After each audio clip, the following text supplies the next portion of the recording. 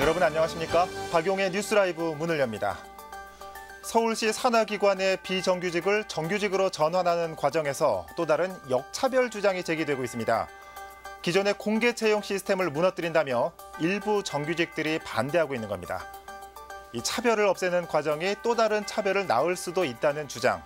여러분은 어떻게 생각하십니까? 11월 6일 박용의 뉴스 라이브 지금부터 시작합니다. 오늘의 헤드라인입니다. 강남 구룡마을 개발이 본격화되고 있지만 토지 보상을 두고 여전히 대립각을 세우고 있습니다. 4호선 연장 사업인 진접선 공사에 발파소음 대책을 마련하라며 주민들이 철야 농성에 들어갔습니다. 진접선 대책회의에서는 피해 보상을 요구하는 스님이 50m 기지국으로 오르는 돌발 상황도 발생했습니다. 어제 저녁 구로구의 한 대형마트 지하 주차장에 세워둔 차량에서 화재가 발생해 마트에 있던 250여 명이 긴급 대피했습니다.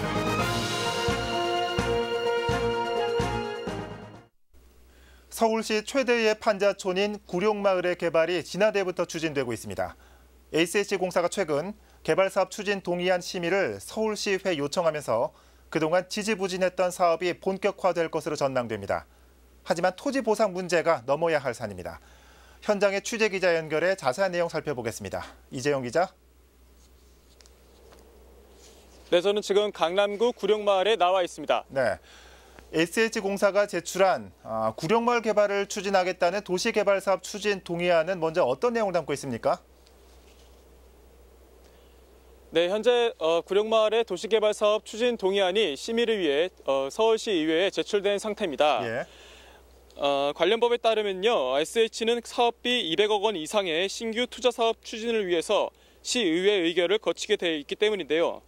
동의안에는 모두 1조 4천억 원의 사업비가 투입되는 걸로 나와 있습니다. 예. 수용에 필요한 4,300억 원과 공사비 4,600억 원이 포함된 겁니다. SH공사는 주택도시기금 552억 원을 제외한 7,280억 원을 분양 수익금 등으로 충당할 계획입니다. 예. 일단 서울시회에 제출은 됐는데 언제 상정되는 겁니까? 네, 서울시의회 도시계획위원회에서는 말씀드린 안건을 처리할 계획인데요. 오는 22일 날 상정될 예정입니다. 예. 만약에 그 동의안이 처리가 되면요, 내년에 사업 실시 계획 인가를 거쳐서 설계와 착공에 들어간다는 게 SH공사의 계획이고요. SH는 재무성과 경제성 분석 결과 사업성이 확보됐다고 보고 있습니다. 예. SH공사가 구룡마을의 일부 지역에 대해서 국제설계 현상 공모를 벌인다고 밝혔는데 이건 무슨 말입니까? 네, 많은 분들이 궁금해하시는 부분일 텐데요. SH공사는 주변의 도시 환경과 조화를 이룰 수 있는 도시 개발을 추진하겠다는 입장입니다. 네. 그러니까요, 사업 대상지 26만 제곱미터 가운데 2,700가구 규모의 공동주택이 들어서게 될 2종 일반 주거지역과 준주거지역이 들어서는 곳을 대상으로 국제설계 현상 공모와 특별 건축구역 지정을 추진할 계획입니다. 인근에 도곡동 타워팰리스가 있는데 이에 걸맞는 고급 주거단지로 개발한다는 구상입니다. 예, SH공사의 계획은 알 것 같은데 사업 추진에 있어서 이 보상 문제가 최대 걸림돌로 작용하고 있죠. 네, 그렇습니다. 앞으로도 보상 문제는 구룡마을 개발 사업을 추진하는 데 있어서 가장 난관이 되는 부분일 것으로 예상이 됩니다. 네. SH공사와 강남구청에서는요, 그동안 사업이 원활한 추진을 할 수 있도록 선의주 정책까지 도입하면서 이주를 독려해 왔는데요. 현재 1,100여 세대 가운데 화재로 집을 잃거나 생활보호 대상자 200여 세대만 임대주택으로 이주를 마친 상황입니다. 예. 하지만 나머지 700여 세대는 SH가 이주 대책과 재정착 대책을 수립하는 상황을 지켜본 뒤 이주 여부를 결정한다는 입장입니다. 예. 주민들은 토지보상법에 따라서 공익 목적의 개발 사업을 수립할 경우 이주 대책을 수립하거나 이주 정착금을 지급해야 하는데 하나도 이뤄지지 않고 있다며 대책을 촉구하고 있습니다. 예. 보상을 해주기 위해서 현재 지금 현장 조사가 벌어지고 있는 걸로 알고 있는데 이 문제도 SH와 주민들 간의 이견이 있다고요? 네, 그렇습니다. 지금까지 SH공사가 물건 조사를 하면서 무허가가 아닌 공작물로 조사를 벌인 것이 취재 결과 확인됐습니다. 예. 공작물이라는 건요, 물건의 부속시설이나 창고, 담장 같은 걸로 이해를 하시면 되는데요. 당연히 주거시설인 무허가보다 보상가가 낮아질 수밖에 없습니다. 예. 주민들은 구청에서 무허가 대장을 작성한 적이 있고 전입신고까지 마쳤다면서 무허가로 인정해달라는 입장인데요. 네. 구청에서는 무허가 대장의 존재를 부정하고 있습니다. 지금까지 강남구 구룡마을에서 소식 전해드렸습니다. 네, 이재용 기자였습니다. 현재 보상 문제가 가장 큰 걸림돌인데 이 보상 산정 기준을 두고도 평행선을 달리고 있어서 이 해결이 쉽지만은 않아 보입니다. 강남구 구룡마을 연결해봤습니다.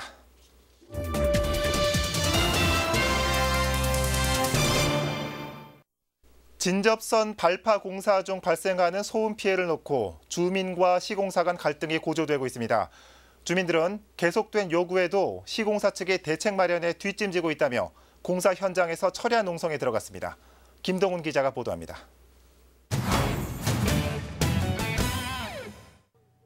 진접선 복선 전철공사의 출입경도가 위치한 제1공구 현장입니다. 지하철 4호선 연장 피해 대책위는 발파 소음 탓에 인근 주택과 사찰에 금이 가는 등 피해가 막심하다고 주장합니다. 지난 4월부터 이 같은 상황을 시공사 측에 전달했지만 시공사 측은 대책 마련에 나서지 않고 있다며 철야 농성을 시작한 배경을 설명했습니다. 바닥이 갈라지고 벽이 무너지고 이러는 상황에서도 아무런 조치를 안 하니까. 전문가 협의체 구성도 현재까지 지지부진한 상태입니다. 지난 9월 피해대책위와 시공사 발주처인 한국철도시설공단 관계자는 피해 상황 조사를 위한 협의체 구성에 합의했습니다. 이에 필요한 용역비는 시공사 측이 지원하기로 약속했습니다. 하지만 얼마 뒤 지원 액수를 놓고 대책위와 시공사 사이에 의견이 갈리면서 협의체 활동은 난망한 상황입니다. 실제 교수단도 그분들이 어떤 무상을 할 수 있는 상황은 또 아니니까 어떤 용역 계약을 맺어야 되는데 적정한 어떤 페이를 지불해줘야 이분들도 뭔가 일을 할 텐데 그렇게 뭐 이렇게 크게 적극적으로 안 나오다 보니까. 이에 대해 시공사 측은 대책위와 대화를 통해 벌어진 간극을 좁히겠다는 입장입니다. 하지만 대책위는 내년 2월이면 공사가 끝나는 만큼 시공사 측이 고의로 시간을 지연시키고 있는 건 아닌지 의심스럽다고 밝혔습니다. 딜라이브 서울 경기 케이블 TV 김동훈입니다.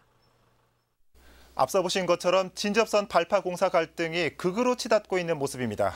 문제 해결을 위해 대책회의가 예정돼 있었는데 회의는 순조롭게 진행됐을까요?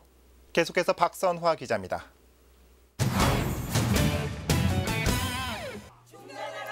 지하철 4호선 연장 피해 대책위와 시공사, 발주처인 한국철도시설공단 관계자가 모여 대책회의를 갖기 30분 전 농성장 앞에선 대책위 관계자들이 손피켓을 들고 구호를 외칩니다.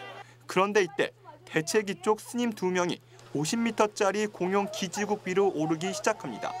위태위태한 모습에 이를 바라보던 주민들은 비명과 동시에 실신에 이릅니다.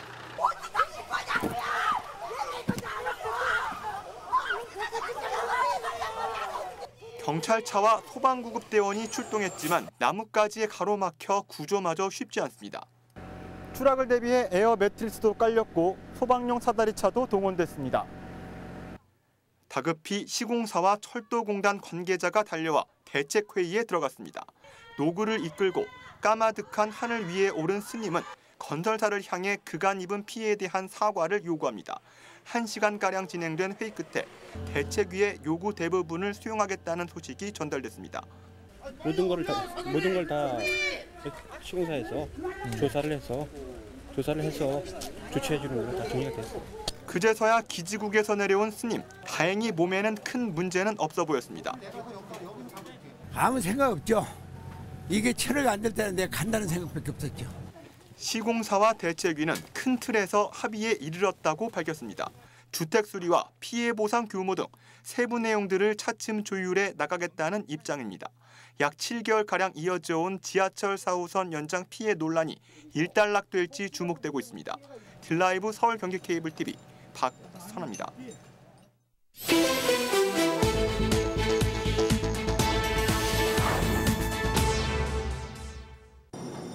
어제 저녁 7시쯤 서울 구로구 신도림동 대형마트 지하주차장에서 세워둔 승용차의 불이 나 1시간 반 만에 꺼졌습니다. 이불로 3명이 연기를 흡입해 치료를 받았고 건물에 있는 대형마트 손님과 직원 등 250여 명이 긴급 대피했습니다. 또 승용차 한 대와 주차장 일부가 불에 타 소방서 추산 1,300만 원 상당의 재산 피해가 났습니다. 어제 오후 4시 반쯤 서울 성북구 기름동의 아파트에서 화재가 발생했습니다. 이불로 지체장애를 앓고 있는 74살 김모 씨가 집안에서 연기를 마셔 병원에서 치료 중입니다. 소방당국은 주방 가스레인지에서 시작된 화염이 집안 내부로 확산된 것으로 보고 있습니다. 지난 4일 오후 1시쯤 서울 강동구 길동의 상간의 부동산 사무실에서 화재가 발생했습니다. 인명피해는 없었지만 사무실 내부와 집기류 등이 불에 타 소방서 추산 200만 원 상당의 재산 피해가 났습니다. 경찰과 소방당국은 전기적 요인에 의해 화재가 발생한 것으로 보고 정확한 화재 원인을 조사하고 있습니다. 뉴스라이브 사건 사고였습니다.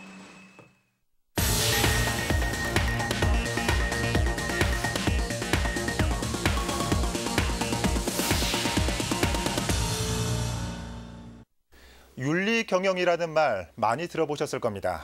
말 그대로 기업 경영에서 윤리를 우선의 가치로 두는 건데 최근 적폐청산이 화두로 등장하면서 윤리 경영 역시 시대적 과제로 부각되고 있습니다. 이와 관련해 윤리 경영 문화 확산을 위한 정책 토론회가 국회에서 개최됐습니다. 엄종규 기자입니다. 기업 윤리를 주제로 국회에서 열린 토론회 참석자들은 국내 기업의 사회적 책임과 윤리의식 부족을 한 목소리로 질타했습니다. 특히 기업에 만연된 부패 문화는 반드시 뿌리 뽑아야 할 적폐로 규정했습니다. 국제경영개발원의 기업 회계 감사의 적절성 평가 부분에서 우리나라는 아주 부끄러운 성적표를 받았습니다. 부패 수준을 국민들이 만족할 수 있는 그런 수준으로 끌어올리기 위해서는 공공부패 해결과 함께 기업들 민간 부분에 대한 전방위적인 반부패 노력이 요구된다는 점입니다. 촛불 민심 역시 부패 척결을 위한 국민들의 열망이 담겼다고 강조하는 한편 기업 역시 이러한 시대적 사명에 동참해야 한다고 덧붙였습니다. 기업과 그 권력의 정경유착이 빚어내는 그러한 부패를 걷어내기 위해서 우리 국민들이 광화문에 모였고 결국은 그 힘으로 정권 교체가 됐고 1년 후에 우리 국민들은 자랑스러운 인권상도 받게 됐습니다. 기업의 부패 척결과 윤리문화 확산을 위한 해법으로 학계는 처벌 강화와 보상 확대라는 투트랙 전략을 제시했습니다. 여기에 윤리 경영을 기업의 문화로 정착시키려는 노력 역시 중요하다고 강조했습니다. 투트랙 시스템이 있어야 기업이 본격적인 기업 윤리에 대한 심각한 고민을 할 수 있지 않을까 이런 생각을 하고 있습니다. 우선 조직이 추구하는 리더십 자체를 윤리적 리더십으로 재정의할 필요가 있고 그리고 기업의 존재 목적이 이제 단순한 이윤 추구가 아닌 그 사회 구성원들과 상생하는 것임을 이걸 지속적으로 인식시킬 수 있도록 그동안 성장과 이윤 추구로 대표됐던 국내 기업 문화에도 윤리라는 덕목이 필수인 시대로 접어들고 있습니다. 딜라이브 서울 경기 케이블 TV 엄종규입니다. 성동구 성수동에서 제1회 청년 소셜 벤처 기업 엑스포가 개최됐습니다. 100여 곳의 청년 사회적 기업들이 모여 그간의 성과를 알리고 투자를 유치하는 시간이었습니다. 조성엽 기자가 그 현장에 다녀왔습니다.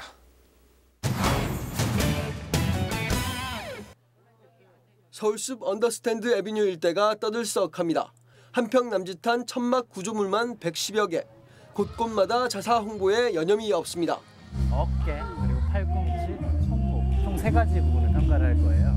그래서 그 상태가 어느정도 평가를 하고 그 결과에 맞는 운동도 3가지만 알려드릴게요. 집에서 한 번씩만 해보세요.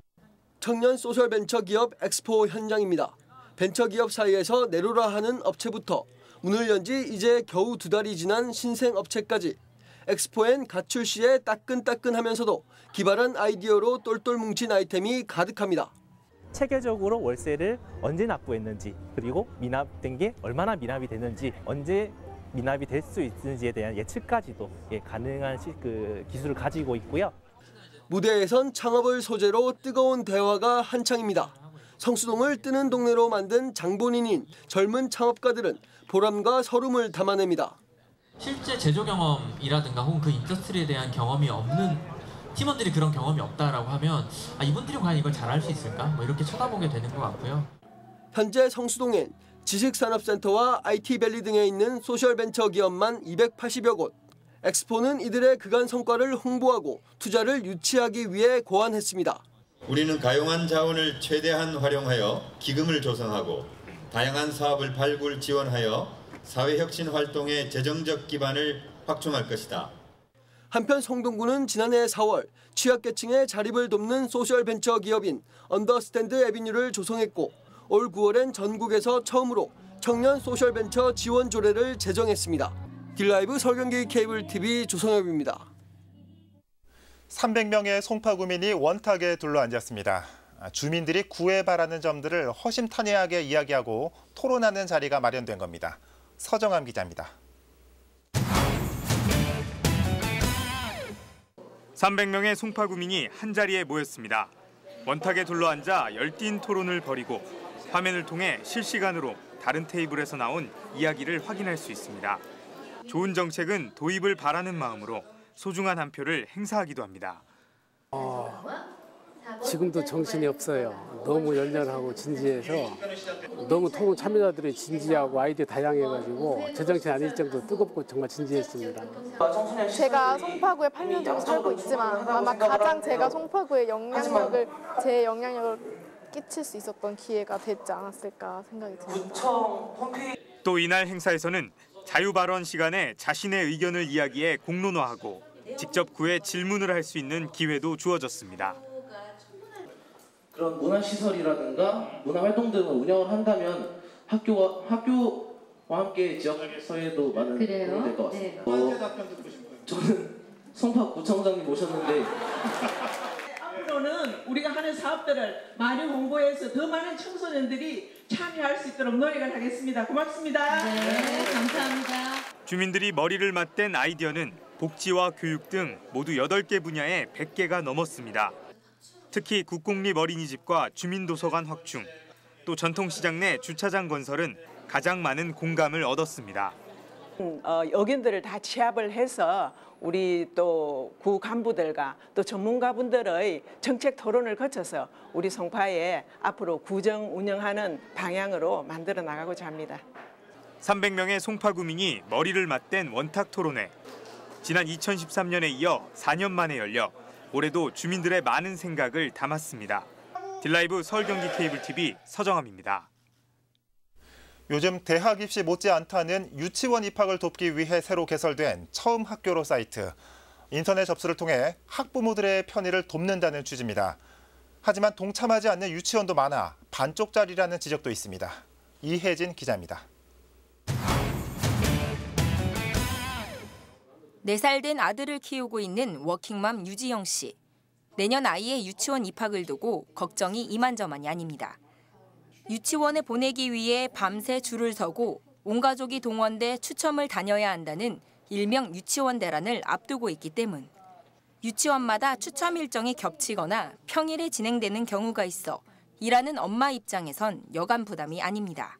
유치원마다 막 설명회 일정도 다르고 또 설명회를 평일날 하는 경우에는 또 휴가를 내고 가야 되더라고요. 그래서 좀 휴가 쓰는 것도 사실 일하는 엄마 입장에서는 부담스럽기도 하고 또 하루에 다 몰아서 하는 것도 아니고 여러 날짜에 또 여러 군데를 가야 되니까 좀 많이 부담스럽습니다. 이런 현장 방문의 불편함과 선발 과정의 투명성을 높이기 위해 올해부턴 인터넷 접수가 시작됩니다. 처음 학교로란 시스템을 통해 아이의 정보를 입력하면 유치원 정보를 열람할 수 있습니다. 일반 접수의 경우 오는 22일부터 27일까지 진행되며 지역에 상관없이 최대 3군데까지 지원이 가능합니다. 합격자 추첨은 29일 무작위 추첨으로 이루어지며 당일 오후 7시 이후에 합격 여부를 확인할 수 있습니다.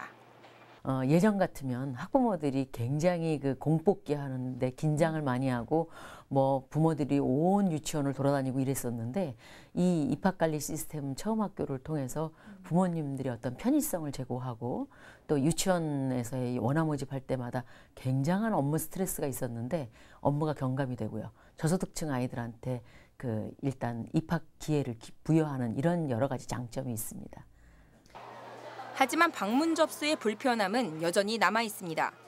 국공립 유치원의 경우 100% 인터넷 접수를 받지만 전국 유치원생의 75%를 책임지고 있는 사립유치원은 기존 선발 방식을 유지하기 때문입니다. 실제로 서울의 경우 사립유치원 663곳 중 30곳만이 인터넷 접수를 희망해 처음 학교로 이용률이 4%대에 그칩니다. 최대 3군데로 접수가 제한된 인터넷 추천 방식에서 인기가 좋은 국공립 유치원과 경쟁을 해야 한다는 것이 사립유치원 입장에선 부담일 수밖에 없는 상황. 교육비가 저렴한 국공립 유치원과 원화 경쟁을 할 수 없다는 판단입니다. 당초 의무화하겠다는 정책이 자율성에 맡겨지면서 사립유치원은 해당 시스템 이용을 거부하고 나섰습니다.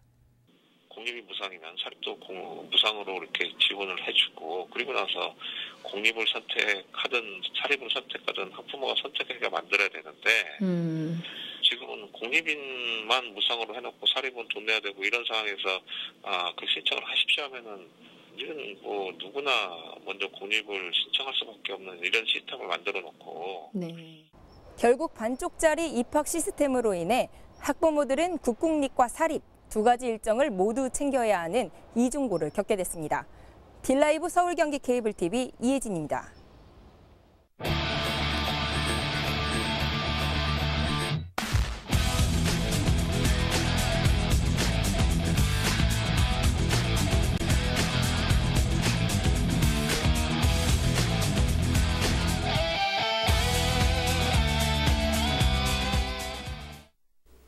마포구 망원 한강공원에 막바지 함상공원 조성 공사가 진행되고 있죠. 명예롭게 퇴역한 군함을 한강에 정박시켜 전시관으로 조성하는 겁니다. 특히 이번에 꾸며지는 서울함은 세월호 참사 당시 실종자 구조에 나섰던 함정이기도 합니다.